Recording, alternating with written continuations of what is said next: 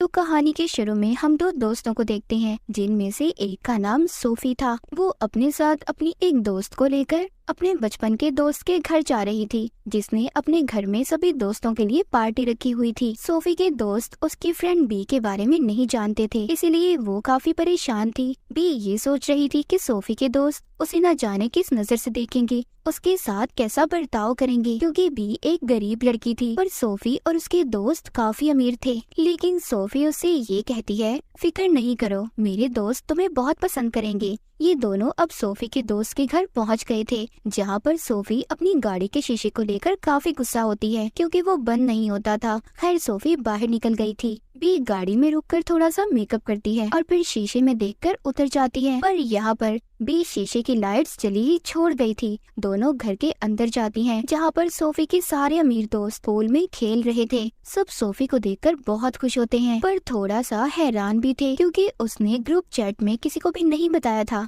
कि वो भी आने वाली है। सोफी को देखकर सब खुश तो थे, सिवाय एक दोस्त के अलावा, जो सोफी की पुरानी दोस्त थी, पर अब ये सोफी से नफरत करती थी। यहाँ पर सबने सोफी को काफी महीनों के बाद देखा था, इसलिए ये लम्हे खूबसूरत बनाने के लिए सोफी का एक दोस्त चैंपियन की बोतल खोलता है, वो भी एक काफी बड़े चाकू से। सब यहाँ पर शराब पीते हैं। जब ये सोफी को देते हैं तो वो मना कर देती है और कहती है, नहीं, मैं इसे नहीं पीऊंगी। और बी तो शराब पीती ही नहीं थी। इसके बाद अब वहाँ पर बारिश होने लगी थी। सब भागकर अंदर जाने लगते हैं। अंदर आकर इसका एक दोस्त सोफी के कमरे में आता है, जिसके घर पर ये आई थी। सोफी उससे पूछती है, तुम्हारी आंख काली कैसे हुई, क्या हुआ है तुम्हारी आंख पर? वो बताता है कि कुछ देर पहले मेरे एक दोस्त से झगड़ा हो गया था और वो यहाँ से नाराज होकर चला गया। वो दोनों अपनी काफी पुरानी बातों को याद कर रहे थे।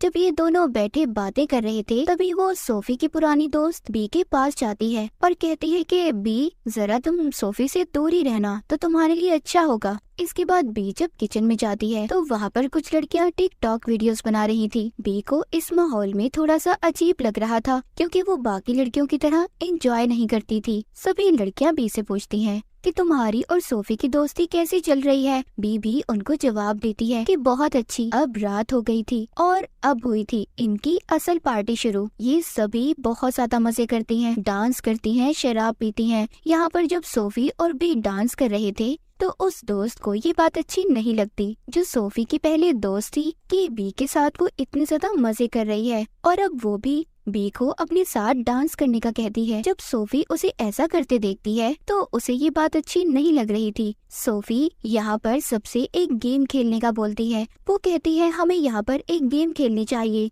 जिसका नाम है बॉडीज बॉडीज। इस गेम के रूल्स असूल बहुत ज्यादा है। सबको एक पेपर मिलेगा, जिसके पेपर पर एक्स लिखा हुआ होगा वो हम में से कातिल होगा, और जो कातिल होगा उसे सबको ढूंढना होगा, फिर जिसके बाद वो उन्हें मार देगा, असल में नहीं, बस गेम में ही। और जो प्लेयर मर जाएगा उसे लेटकर बस मरने का नाटक करना होगा। फिर जो लाश को ढूंढेगा उसे बॉडीज बॉडीज कहकर शोर मचाना होगा। बस यही गेम है। सब इस गेम को खेलने के लिए तैयार थे। सभी गेम शुरू करने से पहले शराब पीते हैं और एक दूसरे को थप्पड़ मारते हैं। काफी अजीब था ये सब। ये सभी लाइट्स को बंद कर देते हैं। गेम को शुरू कर दिया जाता है। सब अपने फोन की लाइट्स को जलाकर एक एक करके छुप गए थे। बी अपने मोबाइल फोन की लाइट जलाकर छुपने की जगह को ढूंढ ही रही थी। तभी उसे आवाज आती है, बॉडीज बॉडीज, कातिल ने किसी को मार दिया था। यानी कि इसका मतलब ये था कि एक प्लेयर ने किसी को ढूंढ लिया है। सब अब दोबारा से इकट्ठे होते हैं। इनका एक दोस्त मर गया था, मतलब वो मरने का नाटक कर रहा था। सब सोचते हैं कि हमारे दरमियान में कातिल कौन है। सभी एक दूसरे पर इल्जाम लगा रहे थे। कोई कहता है कि तुम कातिल हो, तो कोई कह रहा था कि तुम। इनमें आपस में झगड़ा हो गया था, पर ये गेम वाला झगड़ा नहीं था। ये लड़ाई इनकी असल लड़ाई में बदल जाती है।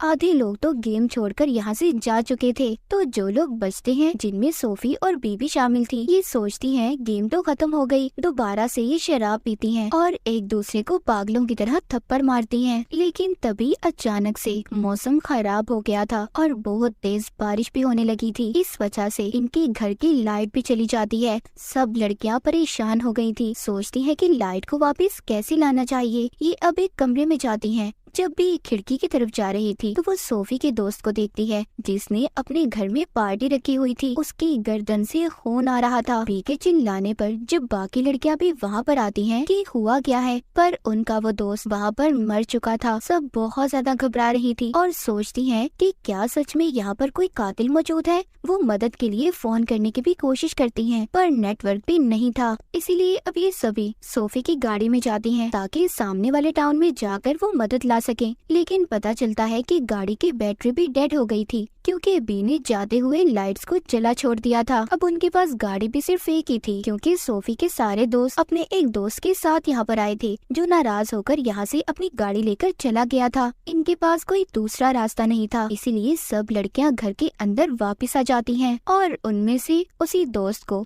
जो सोफी से नफरत करती थी तभी उसे एक बड़ा सा चाकू मिलता है जिस पर खून भी लगा हुआ था। वहीं पर एक दोस्त इनसे कहती है क्या पता हमारा वो दोस्त वापस आ गया हो जो झगड़ा कर चला गया था और उसी ने आकर इसको मार दिया। पर जो दोस्त सोफी से नफरत करती थी वो ऐसा नहीं मानती कि ऐसा कुछ हुआ होगा। तभी ये अपने उस दोस्त के बारे में पूछती है जो सबसे पहले गेम छोड़कर चला गया था। वो कहती है उसने तो हमें कहा था कि वो सो रहा है और हम लोग कितना चिल्लाए वो फिर भी नहीं जागा। सब अब उस पर शक कर रही थी कि जरूर उसी ने मारा होगा, लेकिन उसकी जो दोस्त थी जो उसे अपने साथ यहाँ पर लाई थी कहती है वो ऐसा नहीं कर सकता, वो क्यों मारेगा किसी को। सब उसकी दोस्त से पूछती हैं तुम्हें कितना वक्त हुआ है उस लड़के को जानते हुए। वो कहती है अभी बस कुछ महीने पहले हम मिले थे। और अब उस लड़की को भी पता चलता है कि काफी कुछ है जो वो उसके बारे में नहीं जानती थी। वही लड़की अपने दोस्त का नाम लेने लगती है। तभी सोफी की दोस्त उसका मुंह बंद कर देती है क्योंकि सबको यकीन हो गया था कि वो ही असल कातिल है।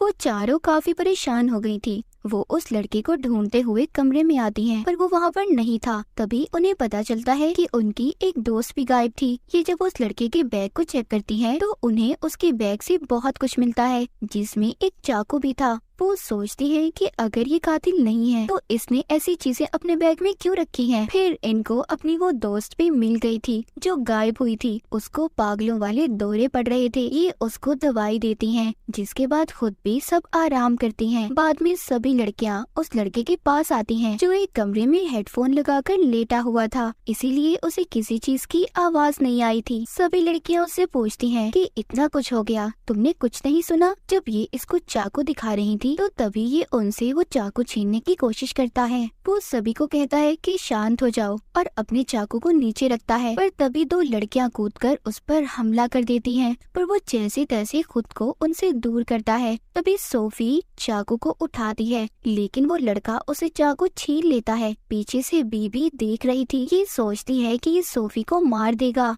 इसीलिए ये पीछे से आकर उसके सर पर वार करके उसे मार देती है। उसे देखकर सारी लड़कियों ने अपने होश खो दिए थे और जिसका वो लड़का दोस्त था वो तो काफी दुखी थी। बी को भी अपने ऊपर यकीन नहीं आ रहा था कि उसने किसी का खून कर दिया है। वो परेशानी में अपने कपड़ों पर ही उल्टी कर देती है। बाहर आकर फिर से सोफी की अपनी दोस्त के साथ लड़ाई हो गई थी। वो आपस में अपने उस दोस्त को लेकर झगड़ा कर रही थी जो सबसे पहले मरा था, जिसका ये घर था। सोफी कहती है कि तुम उसे प्यार नहीं करती थी, वो तो बस अमीर था इसीलिए तुम उसके साथ रह रही थी। उधर ही वो लड़की सोफी की बातें सुनकर कहती है कि अच्छा, उसने तो मुझे ये भी कहा था कि शुक्र है उसकी जिंदगी से सोफी चली गई। सोफी का पागलपन भी उसे अब झेलना नहीं पड़ेगा। सब बातें सुनकर सोफी को काफी दुख होता है कि उसका इतना अच्छा दोस्त उसके बारे में ये सब सोच रहा था।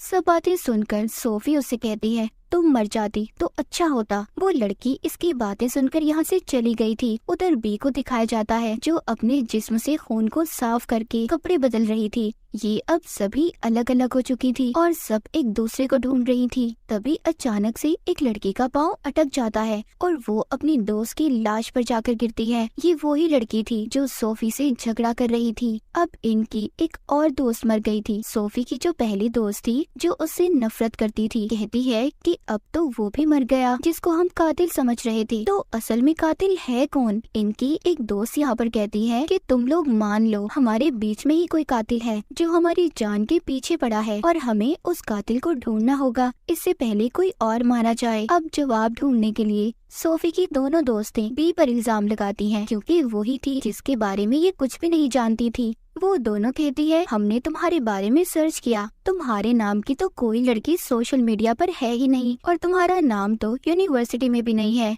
यहाँ तक कि हमारे दोस्त की लाश को भी पहले तुम्ही ने देखा था। वो लड़की कहती है और तुमने मेरे दोस्त को भी मारा है जिससे मैं प्यार करती थी। ये सब कहकर वो दोनों लड़कियां सोफी की दोस्त बी को घर से बाहर निकाल देती हैं। बाहर बहुत तेज तूफान था और बारिश भी बहुत तेज हो रही थी। इन्होंने घर के सभी दरवाजों को बंद कर दिया था, इसलिए बी अब सोफी की गाड़ी में छुपने के लिए चली जाती है। गाड़ी के शीशे को नीचे करती है और गाड़ी में जाकर बैठ गई थी। वो सूखे कपड़े पहनती है और चिप्स खाती है। वो फिर से जाने की कोशिश करती है। जब वो खिड़की पर खड़ी थी तो वो सोफी की दोस्त को देखती है जो सोफी से नफरत करती थी। वो अपने दोस्त के डैड की बंदूक को चुरा रही थी। कुछ देर के बाद बी को एक खुफिया रास्ता मिलता है जिससे वो घर के अंदर आ जाती है। वो सोफी और उसके साथ दूसरी लड़की को बताती है कि सोफी तुम्हारी ये दोस्त जिसका नाम जॉर्डन है उसके पास बंदूक है, पर जॉर्डन अपनी जेब दिखाती है, उसके पास कुछ भी नहीं था। उसकी जेब से एक पेपर गिरता है जिस पर एक्स लिखा हुआ था, यानी कि जॉर्डन ही कातिल थी।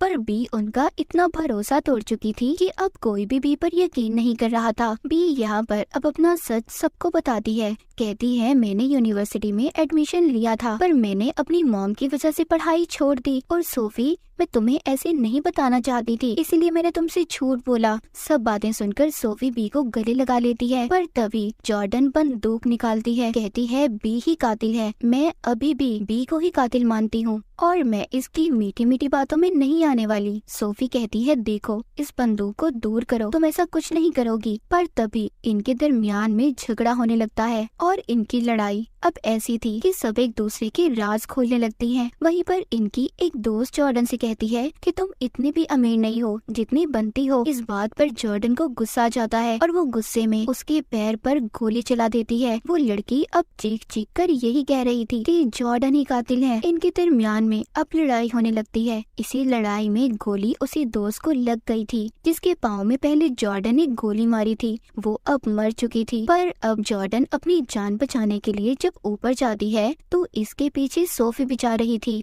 इससे बंदूक लेने की कोशिश कर रही थी, लेकिन जब बी ये देखती है तो वो जॉर्डन का गला पकड़कर उसे नीचे गिरा देती है। जॉर्डन मरने से पहले बी से कहती है कि सोफी का फोन देखो, वो तुम्हें धोखा दे रही है। अब सिर्फ बी और सोफी बचे थे। इनके 5 दोस्त मर गए थे। बी को भी सोफी पर यकीन नहीं था, इसलिए ये रात उससे छुपकर गुजारती है। जब सुबह होती है तो बी बाहर निकलती है। बारिश भी बंद हो गई थी। पीछे से सोफी आकर उसको गले लगाती है। बी के पास जॉर्डन की बंदूक थी। वो उससे कहती है पहले अपना फोन दिखाओ, पर इस बात पर वो नहीं मानती। तभी उनका झगड़ा होने लगता है और दोनों जाकर पूल में गिरती हैं। बी जब बाहर आती है तो उसे एक फोन मिलता है, लेकिन ये फोन सोफी का नहीं था, ये सोफी के दोस्त का था जिसके घर में ये दोनों पार्टी में आई थी। बी उसके फोन को अनलॉक करती है, जिसके बाद दोनों एक वीडियो को देखती हैं जिसमें वो एक शराब की बोतल को बहुत बड़े चाकू से खोल रहा था, पर गलती से वो उसकी गर्दन पर लग गया। उसका गला कट गया और उसी की वजह से उसकी मौत हुई थी। यानी कि यहाँ पर कोई कातिल था ही नहीं। जितने भी लोगों की जान गई सब बेकार में मारे गए। तभी वहाँ पर सोफी का वो दोस्त आता है जो झगड़ा कर चला गया था। वो वहाँ पर पड़ी जब लाशों को देखता है तो सोचता है कि आखिर यहाँ पर हुआ क्या था। तभी बी देखती है फोन में सिग्नल्स आ गए थे और लाइट भी आ गई थी। तो यहाँ पर बेचारे जितने भी दोस्तों की जान गई सब बेकारी में मारे गए। ना तो कोई कातिल था और ना ही उनके मरने की कोई वजह, ना कोई दुश्मनी। बाज दफा हम ऐसी गलतियाँ कर जाते हैं